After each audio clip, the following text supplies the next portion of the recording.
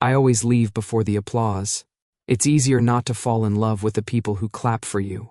The bass hit like a pulse I could ride. Smoke curled under the red neon sign that said vinyl, the air thick with sweat, citrus, and cheap rum. I moved through it the way sharks cut water, smooth, restless, pretending I wasn't starving. The floor was slick. Lights blinked like heartbeats gone wrong. My body remembered the rhythm before my mind did. Hips, shoulders, the spin, the drop. Every movement said I'm still here. Every breath said don't look back. Someone whistled. Another one shouted my name. The fake one, the one the streets gave me. Trey. The name stuck like graffiti. Bright, wrong, permanent. I caught sight of Mira leaning on the bar. Short silver hair, sleeveless black shirt, a grin that could cut glass. Her scent, peppermint and rum, sliced through the crowd. She lifted her glass in a lazy salute. I gave her a nod mid-turn. And then it hit. Not the music, not the lights, the smell, cold metal after rain, steel unsheathed, an alpha, no, a hunter. And he wasn't watching the stage for the show. He was watching me. For a second, I missed a beat. My pulse stuttered, the crowd cheered, and I forced a grin so wide it almost cracked my face. The mark on my collarbone, the one hidden under black ribbon and sweat, flared like someone had pressed a match to it. It hadn't done that in years. Mira must have noticed. She slid behind me through the crowd, murmuring low enough that only I could hear. Don't panic, sunshine. But the K, she stopped herself. The people upstairs moved, sent someone special. I laughed too loud. You mean again? Not this kind, she said. This one doesn't drink, doesn't dance, and doesn't blink. I turned my head toward the far wall. That's when I saw him. He didn't fit here. Too still, too dark. The leather jacket was plain, but the way he wore it made it look like armor. Black hair, a few strands damp from rain, and a gaze that pinned instead of admired. He didn't move to the music, didn't even tap his foot. Just waited. Waiting for me. My stomach dropped, but my mouth, stupid, loyal thing, smiled.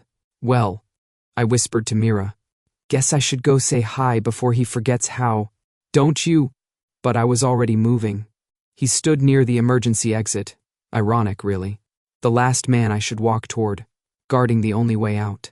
I leaned against the wall beside him, close enough to smell the rain still clinging to his collar. You here to dance? I asked, or judge the ones who do. His eyes flicked toward me. They were gray, flat, unreadable, like the moment before thunder. Neither, he said. Just waiting for you to make a mistake. I grinned, shifting closer. You'll be here all night then. Maybe. His voice was calm. Too calm. You're good at running. I prefer leaving with style. Silence. The crowd roared behind us, but he didn't look away. That was the problem with hunters. They didn't blink when you wanted them to.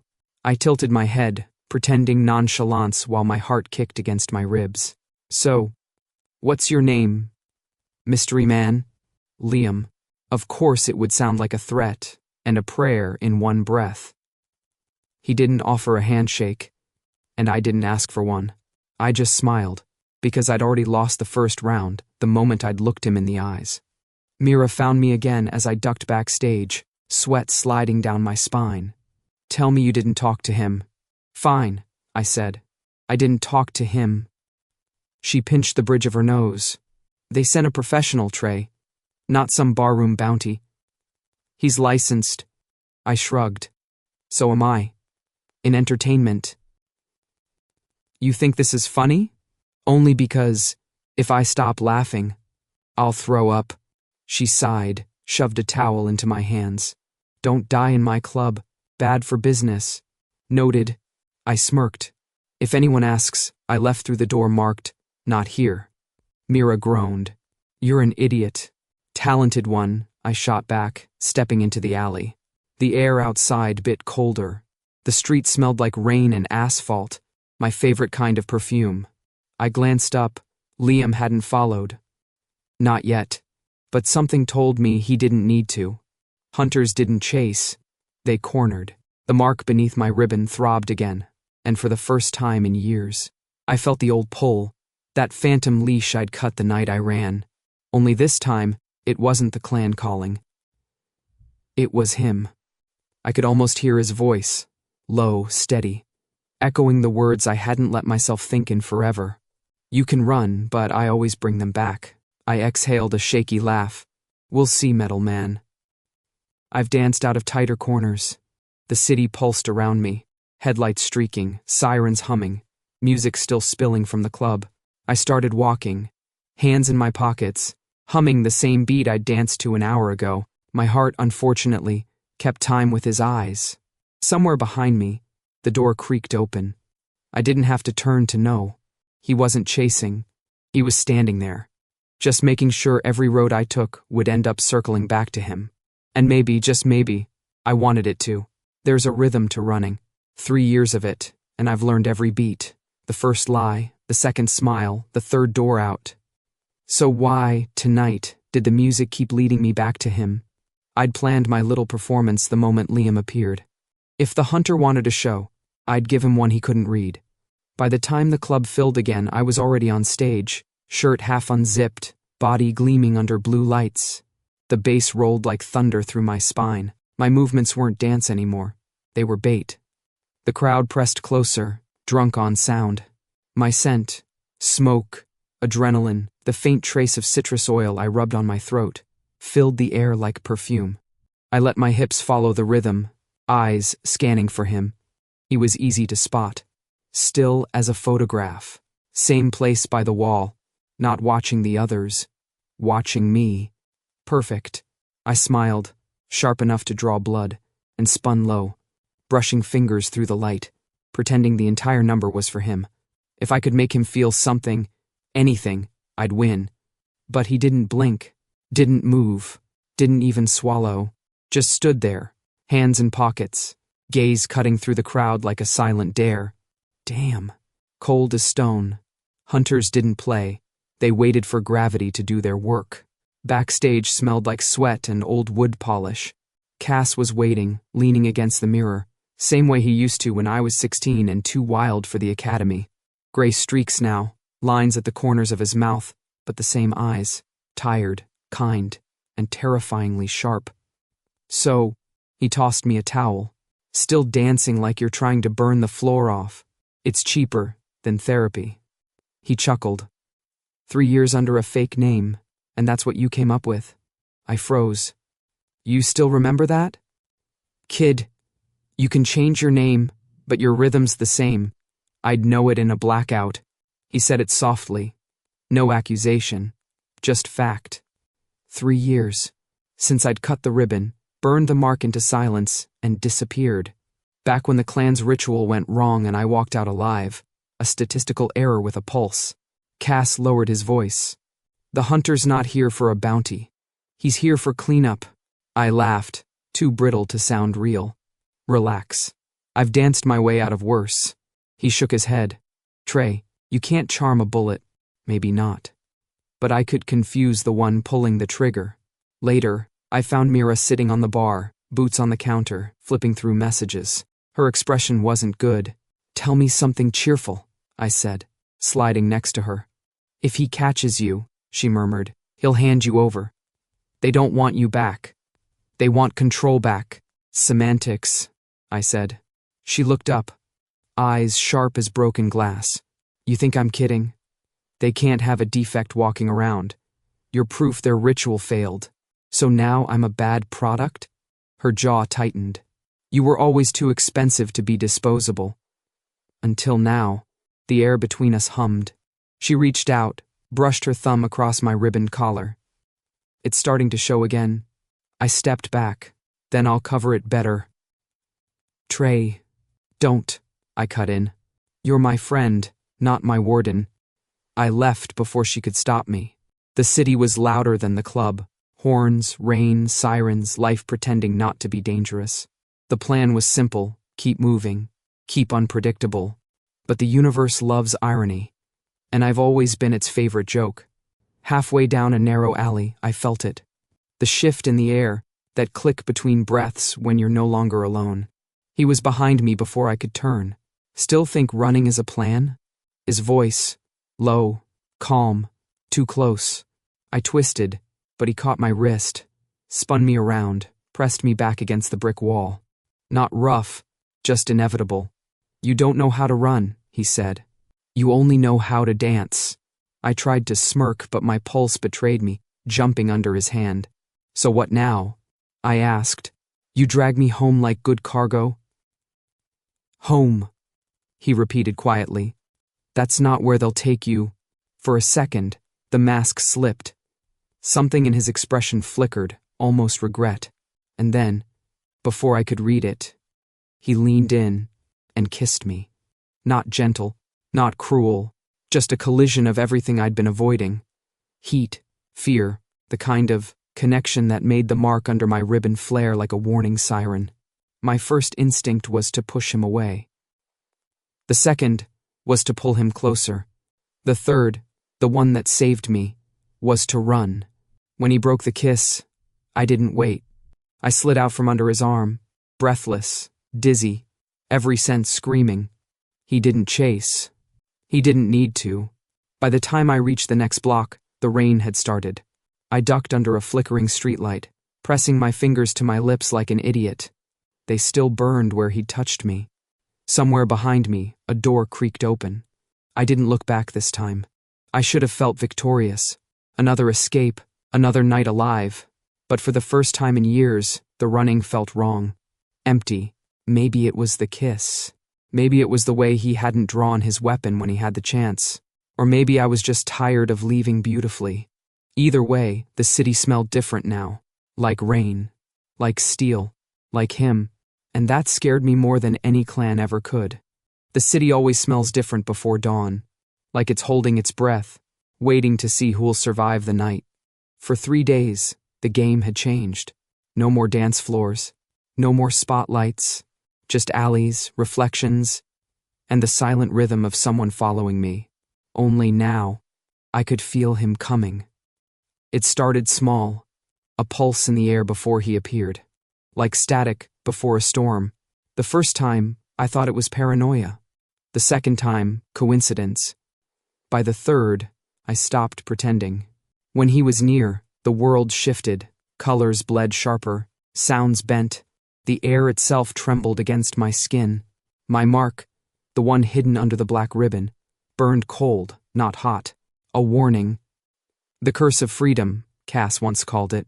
A gift that let me smell danger before it touched me. But, at a cost. No pack. No home. No belonging. Freedom that turned to silence inside my bones. Tonight, I took the long way home, over rooftops slick with rain, the streets. Below crawling with late-night stragglers and ghosts of bad decisions. I moved like I used to on stage, every step choreographed to hide panic. Somewhere below, someone dropped a bottle. It shattered, and the sound echoed, too perfectly timed. He was close. "All right, metal man," I muttered, crouching by a skylight, watching my own reflection tremble in the glass. "Let's see how good your eyes really are." The reflection smiled back. Wrong. A fraction of a second out of sync. Then Liam's silhouette appeared at the edge of the next building. He wasn't chasing. Just watching again. Same calm, same maddening patience. And yet, I could feel him this time. The steady hum of his presence thrummed through my veins like the bass of a song I couldn't stop hearing. "Stop hiding," I whispered to myself. But part of me wasn't sure who I was talking to. By morning, I was back at Vinyl. Or what was left of it. Mira stood behind the bar, glaring at a cracked mirror. "Can't you fix that thing?" I asked. She snorted. "Can't you stop breaking them? Not my fault they don't like my face. They don't like your curse," she said quietly. That word again, curse. Mira poured me coffee so strong it smelled like asphalt. "Whatever that thing inside you is, it's lighting up. You've been twitching like a wire for 2 days. I'm fine. Yeah, sure. You look like you're about to start vibrating out of your skin. Then, at least I'll move faster." She didn't laugh this time. "Trey, he's not just tracking, He's waiting for an order, and when it comes, it won't be to bring you home. The cup paused halfway to my lips. You think he's here to erase you, she said, not collect you. Her words stuck like smoke in my throat. I'd always known the clan didn't forgive mistakes. But to send someone like Liam, deliberate, surgical, that meant they wanted the job done clean. And yet, something about him didn't fit that picture.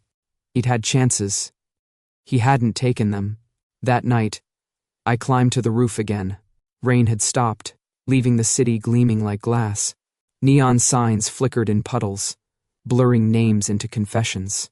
He was already there, standing at the edge, coat open to the wind, like he belonged in the skyline. Do you ever sleep? I called. He turned his head slightly. Do you? Not when I'm being hunted.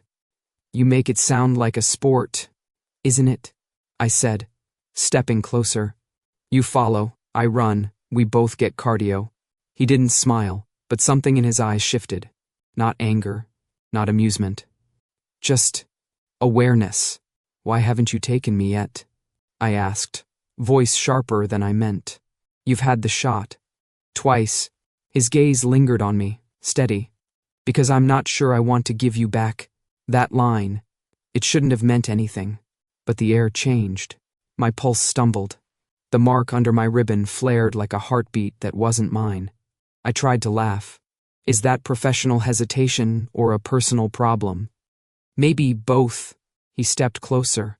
The city noise fell away. Even the hum of the streetlights dulled. For one impossible second, the only thing I could hear was the echo of his breathing and the way it synced with mine. Then the mark seared white hot. I flinched, grabbing my throat. His hand came up, almost reflexively, but he stopped short of touching me. What's wrong? I forced a grin through the pain. Just your charming presence, I guess. He didn't believe it. But he didn't move closer either. Just watched as I straightened up, the ghost of concern still flickering in his eyes. When he finally left, the city exhaled again, cold and alive. I stood there long after he'd gone, staring at my reflection in the puddles. The face staring back didn't look like mine anymore. Shadows under the eyes, a faint glow where the mark hid. Whatever was happening to me, it wasn't just fear. The curse was evolving. And every time Liam got near, I could feel it waking up, like the city itself was holding its breath, waiting for something to break. I thought I'd seen every trick the city could pull, betrayal, blood, and the kind of miracles that only end in scars. But fate still had a sense of humor. It started with the smell of antiseptic and rain. Hospitals always hit me that way, too clean, too quiet, like they were trying to scrub out death and couldn't quite manage it. I shouldn't have been there. But Mira said we needed a doctor, someone off-grid, no questions asked. Her friend's sister worked the night shift. That's how I met Nia. She looked too young to be doing rounds at 2 a.m., hair pulled back. Dark circles under her eyes, hands steady despite the exhaustion. When she looked up and saw me, something flickered across her face, recognition, disbelief, then something heavier. You, she breathed. You were there. I blinked. Excuse me? In the northern sector. The transport crash. You pulled me out before they came. For a second, I couldn't move. The memory slammed back. Fire, smoke, screams, a girl with a tag around her wrist that marked her as clan property. I'd broken orders that night, cut her loose, dragged her out through the mud. I hadn't even known her name. Now I did. Nia. And the surname on her badge. Ronan. Same as his. The realization hit like a blade sliding home. Liam's sister, the girl I'd saved. The reason he was standing in my city, hunting me like a ghost. I left before she could say more. The air outside was colder than it had any right to be. My mark burned under the ribbon, pulsing, angry. By the time Liam found me, I was standing on the roof again, watching rain ripple through puddles. He didn't ask how I'd found her. He already knew. You met Nia, he said quietly. I didn't turn around. She's better now. Alive. His voice dropped an octave. Because of you. That was an accident. No, he said. It wasn't. He walked closer, steps soft against wet concrete. The city below looked like a circuit board, flickering, endless. I was supposed to find you, Liam said. Bring you in. I thought it was about a runaway ritualist, another experiment gone wrong. And now? Now I know they wanted you dead, before I could ask why. I laughed, hollow. Congratulations. You've joined the club. I'm serious, Trey. You saved my sister's life. The clan erased the records of that crash, told me everyone there was lost. I turned then, finally meeting his eyes. He looked different, not the hunter, not the machine. Just a man caught between orders and truth. It doesn't change anything, I said. If you stay near me, they'll kill you too. I've survived worse, not me worse, I said softly. You have no idea what my curse does. He stepped closer, and my mark flared. Sharp electric pain shooting through my chest. I hissed, staggering back. Trey, don't. My voice cracked. Just don't. The air between us vibrated, thick with rain and unspoken things. We stood there like idiots for a long time. Thunder above, city hum below, silence between. Then he said, almost gently, You still dance when you're scared? I should have walked away. Instead, I kicked off my shoes, stepped into the slick rooftop puddles and lifted my arms. No music tonight, I said. You'll have to imagine it. He watched me, at first serious, then softening as I spun, the rain catching on my hair, my movements unsteady but free. Something about dancing without rhythm always felt like honesty. No choreography, no audience, no lies. When I stopped, I was laughing, breathless, wild, stupidly alive. Liam was grinning. Actually grinning. It didn't suit him, but it did something strange to my heart. He stepped forward, brushing wet hair from my face. You look ridiculous. Compliment accepted, I said, and to break the tension, I poked his side. He froze. Did you just tickle the dangerous hunter? Yes. He blinked, shocked. Then, to my horror, smirked. And before I could move, his fingers found my ribs. I yelped. Hey, that's cheating. Consider it revenge. What started as a fight dissolved into laughter. Messy, breathless, real. Rain plastered our clothes. The city blurred beneath us. And for a fleeting moment, the world stopped trying to kill us. When the laughter faded, the silence that followed was heavier than before. Softer, too. He didn't let go of me. I didn't step back. Our foreheads brushed. Just barely. His breath was warm, steady, and my cursed mark pulsed again. Not from pain this time, but from something else. Something terrifying. The ribbon burned. The light beneath it shimmered faintly through the fabric. I felt it. That wrong, beautiful pull in my chest. The curse reacting not to fear, but to him, to the warmth of what I couldn't afford to want. Liam, I whispered, you need to go. I'm not leaving you. If you stay, they'll find us both. They'll end you just to make a point. He shook his head. Let them try. I laughed, quiet and broken. You really don't know how this works, do you? Then explain it, he said. I didn't. Because if I started talking, I'd start wanting. He left when the rain finally stopped. I stayed, watching the city lights flicker in the puddles, their reflections rippling like memories. The mark on my collarbone throbbed, bright under my skin, alive with something I didn't understand. I touched it, whispering into the wind. Freedom was supposed to mean alone. But the city didn't answer. Only the echo of his laughter did. Warm, stubborn, and impossibly close. I always thought the word hunt sounded romantic, until I realized I was the prize. Now it just smelled like blood and paperwork. Mira slammed the folder onto the bar so hard the bottles rattled. Read it, she said. Cass, perched on a stool like an owl with bad knees, added, She means look at it, and panic quietly. I opened the file. It wasn't much, just a few pages, stamped with the clan's seal and one ugly word written in red across the top. Termination. I stared. So, not a please come home invitation? Mira snorted. Try, please stop existing. She explained it between gulps of coffee and threats. The clan hadn't sent Liam to fetch me back. They'd sent him to erase me, because the ritual that made me free had also made me evidence. Carrier, Cass said, voice low. You were one of their prototypes. They wanted to see if they could bind instinct without loyalty. Bind? I repeated. You mean, they tried to reprogram omegas, make us portable power sources. You broke it, Trey. You walked out alive. That's not freedom to them. That's a glitch. My laugh came out cracked. Great. So I'm not even a rebel, just bad software. The door creaked. Liam stepped in, drenched, tired, eyes like a storm that didn't know where to land. He tossed a wet envelope on the counter. They sent my updated orders.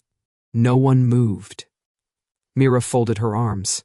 And they're not about retrieval anymore. Silence, stretched. Even the music from the club below seemed to stop breathing. I looked at him. You knew? I suspected. And you didn't tell me? I needed proof, he said quietly. Now I have it. Something inside me twisted. Anger, betrayal, relief, all tangled. So what's next? You turn me in and collect your paycheck? He met my gaze, unflinching. No. Cass let out a slow whistle. Well, congratulations, kid. You just made yourself a traitor.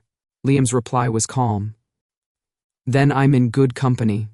We planned the escape in the back room of Vinyl, surrounded by empty bottles, bad lighting, and worse ideas. Mira paced like a general on caffeine, sketching lines on a stained napkin. Cass handled logistics, access tunnels, decoy lights, coded messages. Liam leaned over the map, arms crossed, jaw tight. I leaned back on a crate, watching the three of them like a badly cast heist movie. You know, I said, none of you look like people who've seen a successful escape. Mira shot me a look. You got a better plan? I was thinking we fake my death and open a bakery in Busan. Cass coughed. He's not wrong about the death part. Mira ignored him. Look, we need distraction, not pastry. The clan's eyes are on the main exits, so, she held up a little black remote. We use smoke machines from the stage sink, them with the emergency system, and blind their sensors for 60 seconds. Liam frowned. 60 isn't enough. Then make it enough, she snapped. We don't get a second take. I raised a brow. Smoke machines? Seriously? You want to fight organized killers with nightclub equipment? Cass grinned, missing one tooth. Oh, we're not done yet. He opened a case on the counter and pulled out a small projector. Mira smirked.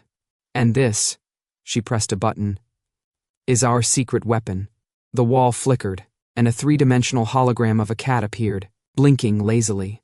It meowed. Loudly. I stared. You're kidding. Cass looked proud. Motion-activated distraction device. Works on drones and people with poor impulse control. I rubbed my temples. You three have officially lost it. Mira grinned. No, Trey. We've just learned from the best. When the laughter died down, the reality settled between us like smoke. This wasn't a performance. It was survival. Liam spread the map again. We move at midnight. Mira triggers the smoke on cue. Cass handles the lights. Trey, you stay close to me. Do I get a say? He looked up, and there was something almost fragile in his voice. No. You get a chance. I wanted to argue, to make a joke, to do anything but look at him. Because if I did, I'd start to believe him. And believing was always the first mistake. Later, when the others drifted off to prepare, I found him alone in the hallway. He was checking his gear, silent, methodical. The hunter's calm. You really gonna throw your life away for mine? I asked. He didn't look up. It's already thrown. Might as well aim it somewhere that matters. That's poetic, I said. You practice that line? He smirked. You bring out the drama in me. Something in his tones softened the air. For a moment, we just stood there, the hum of the city filling the silence. Liam. I hesitated. You don't owe me this. I know. Then why? He met my eyes. Because when you pulled Nia out of that fire, you didn't know who she was. You just saved her. I figure it's my turn. I didn't have an answer for that, just a heartbeat that hurt. By the time the first alarms went off and the club lights dimmed, Everything was in motion, smoke curling like ghosts through the hallways, Cass's lights flickering in perfect chaos, Mira shouting orders over the comm. And somewhere above it all, that stupid holographic cat meowed heroically into the dark. Maybe it was fear, maybe it was madness, but in that swirling chaos of sound and smoke, I realized something strange. The air smelled different, not like sweat or metal, not like fear. It smelled like home. And for the first time in years, I wanted to live long enough to find out what that meant. There's a moment before every disaster when the air tastes too clean, like the world's holding its breath, waiting to see who'll break first. That was the moment I knew the clan had found us. The lights in vinyl flickered once, twice.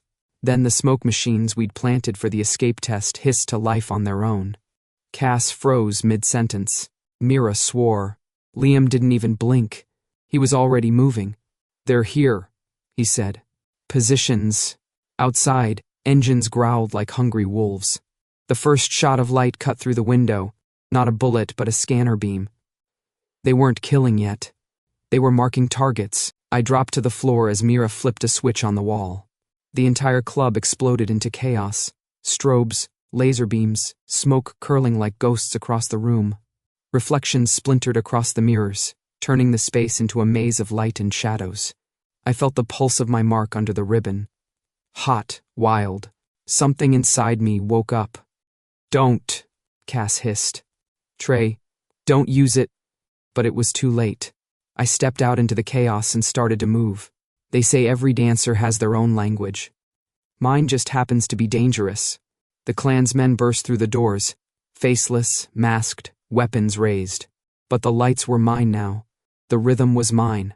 Every turn, every breath pulled the smoke around me, shaping illusions. Flashes of my body where I wasn't, reflections that twisted reality. I spun, dropped low, slid across the slick floor, my scent flooding the air. Adrenaline, pheromones, fear and defiance mixed into one lethal cocktail. They faltered. One tripped over a chair. Another froze mid-step, dazed, trying to follow movements that didn't exist. Liam's voice cut through the chaos like gravel over silk. "Trey, left."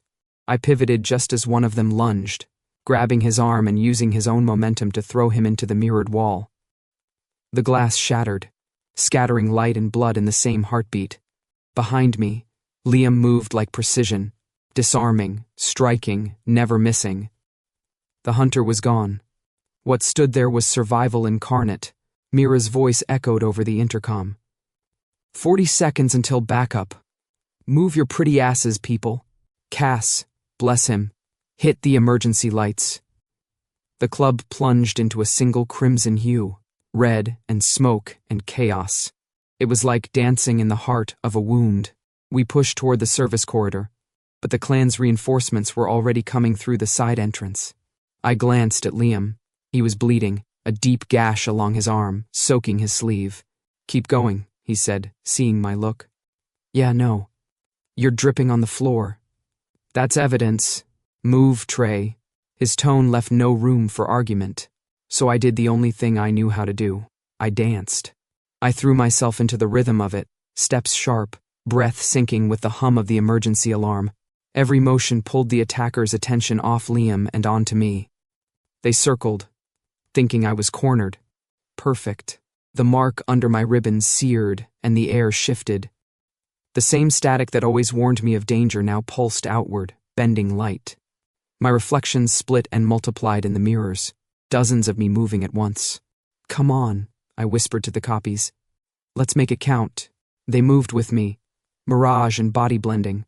The soldiers fired stun rounds, hitting reflections instead of flesh. Every hit ricocheted into flashes of light, and for a few insane seconds it looked like the club itself was dancing, mirrors bleeding, smoke swirling, chaos choreographed into beauty. Then Liam shouted, "Trey!" I turned, just in time to see him shove me out of the way as a burst of light hit his shoulder. He fell hard, a hiss of pain escaping through clenched teeth. "Liam, I'm fine," he lied, blood running down his arm. "Keep going." The smoke thickened, alarms screamed, and the air burned with ozone. Cass yelled from somewhere near the back exit. "We're out of time." I slung Liam's arm over my shoulder and dragged him toward the door. The hallway tilted under my feet, red lights spinning, sirens blaring. At the end of the corridor, a shattered window. Beyond it, the city, the river glinting black below. Mira's voice crackled in the earpiece. "You've got one way out. Make it count." Liam looked at me, half-conscious. "You can't be serious." "Oh, I'm always serious right before terrible ideas." We ran, or maybe fell. The glass shattered, wind screamed, and gravity swallowed us whole. The river hit like ice and fire all at once. The current pulled, dragging us under, tearing sound from lungs and thought from mind. I fought to surface, kicking, grabbing, feeling for him. Then his hand caught mine. We broke through, gasping, city lights spinning above us like blurred constellations. For a long second, neither of us spoke, just the sound of rain hitting water, the city screaming in the distance. Then his voice, rough, hoarse, but steady. "You smell like home." I let out a shaky laugh, salt and blood on my tongue. "Then you're lucky," I said. "I don't stick around." He smiled, faint, exhausted, alive. The current carried us downstream, away from the club, away from the clan, away from everything that had tried to cage us. And for the first time, as the city lights faded into rain, I realized something terrifying. I didn't want to run anymore. The first thing I noticed about the old theater was the dust. It wasn't the quiet kind, it danced. Every time the wind slipped through the broken windows, it came alive, swirling, in beams of pale morning light, like the ghosts of applause long gone. We'd found shelter here 2 nights ago. If you could call shelter a building full of cracked mirrors, ripped curtains, and a piano missing half its keys. But it was dry, hidden, and for the first time in forever, the world outside wasn't trying to kill us, at least not immediately. Liam was stretched out on an old couch that had seen better centuries. His arm was bandaged, his jacket draped over a chair. The wound was healing, slow but steady. He looked nothing like the hunter who'd first walked into my club. Now he looked human, and I hated how much I liked that. I set down a mug of coffee beside him, still steaming, the smell filling the dusty air. He stirred, blinking groggily. "Is this real coffee or one of Mira's instant nightmares?" "Don't insult my brewing skills," I said. "That's imported, stolen, possibly cursed. Smells like heaven. Then drink before it remembers it's hell."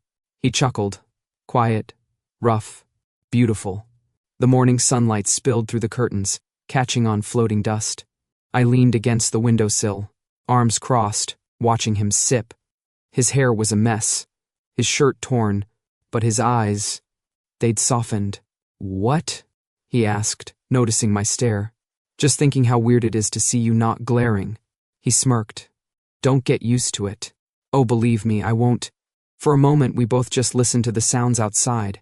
Distant traffic, birds, a faint echo of life beyond hiding. Later, when I was cleaning the cut on his arm for the 3rd time that day, he said it. "You know you don't have to do this." "Do what?" "Play nurse." "I'm not. I just don't want you bleeding all over my floor." "Your floor?" he teased. "Yes."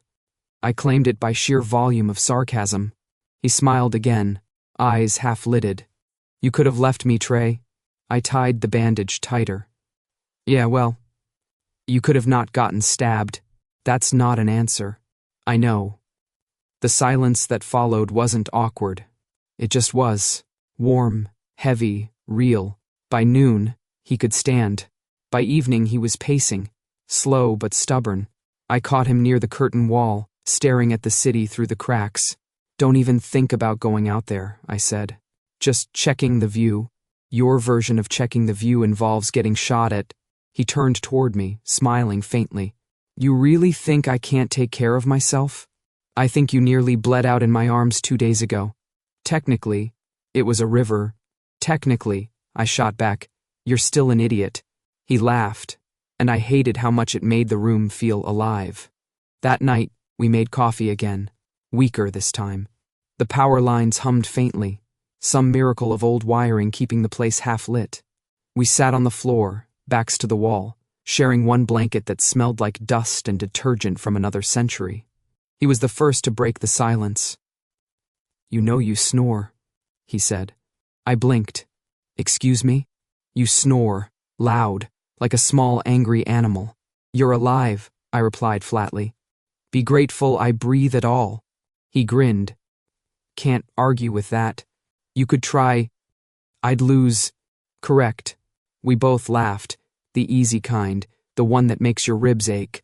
The sound echoed softly through the theater, bouncing off walls that hadn't heard joy in years. At some point, the laughter faded into quiet. He was looking at me again, that look that always made me want to step closer and run away at the same time. "Trey," he said, low, steady, "why do you keep fighting so hard to be alone?" I didn't answer right away. The question hung there, gentle but sharp. "Because it's easier to lose nothing," I said finally. "No one can take what you don't have." He reached out, brushing his fingers against the black ribbon on my throat. "And what if you already have it?" The mark beneath it flared, sudden, hot, electric. I gasped. The light bled through the fabric, faint at first, then bright, pulsing like a heartbeat trying to match mine. I ripped the ribbon off, stumbling back. The glow flickered once, then faded, completely. The mark was gone, not hidden. Gone. I touched my skin, trembling. It stopped. Liam's voice was soft.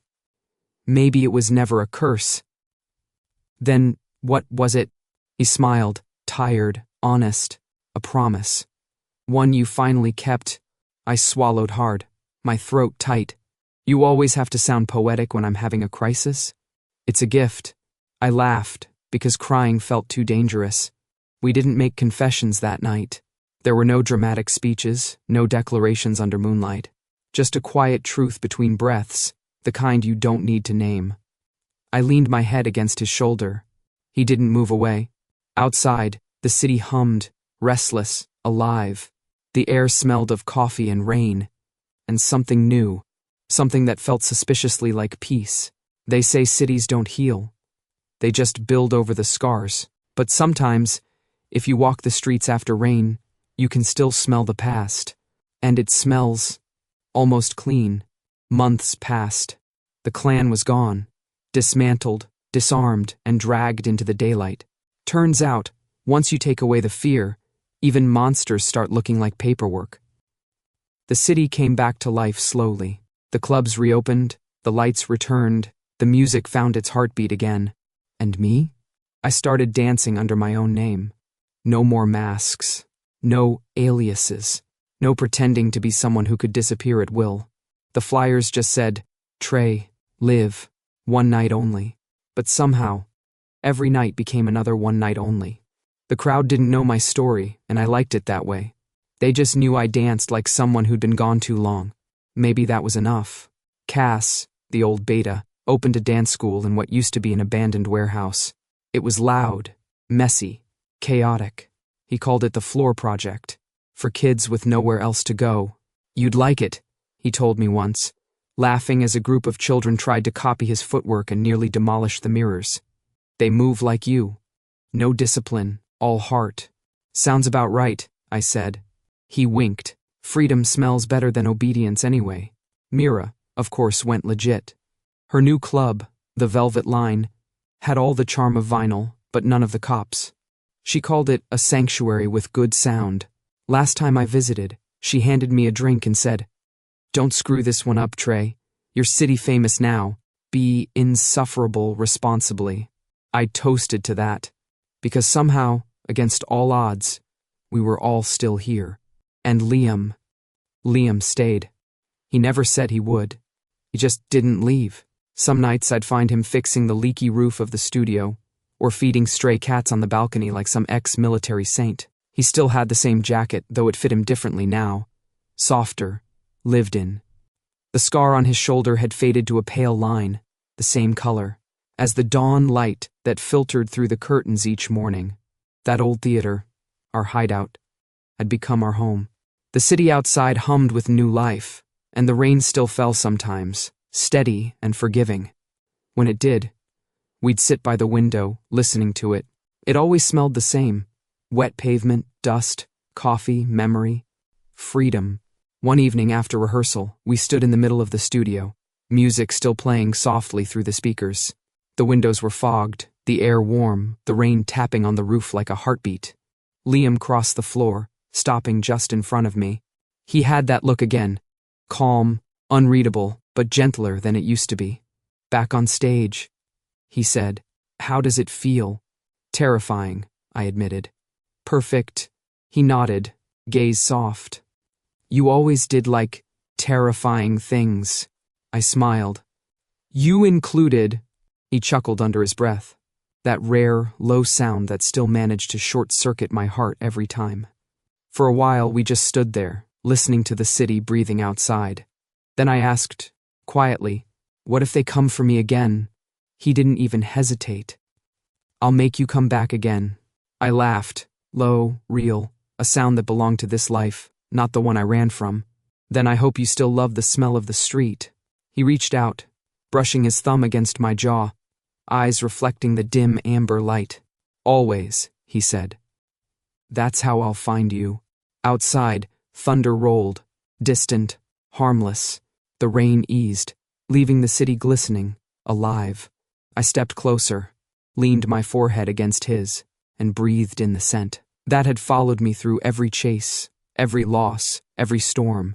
It wasn't metal anymore. It was home. And for the first time, I didn't have to run.